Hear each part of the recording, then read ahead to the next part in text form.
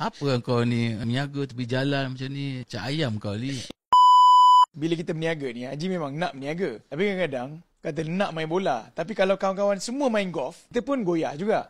Ada kawan-kawan Haji yang berniaga juga? Ada tak ada. Itu kena ada jati diri. Kita tak boleh ikut orang. Kita ikut kita punya kekuatan. Apa yang kita nak. Kita tahu kita suka berniaga, kita berniaga lah. Kawan-kawan kita makan gaji. Masa kat UTM, saya ingat lagi. Final year, diorang dah panggil untuk interview. Kerja. Belum graduate lagi, diorang dah panggil lah.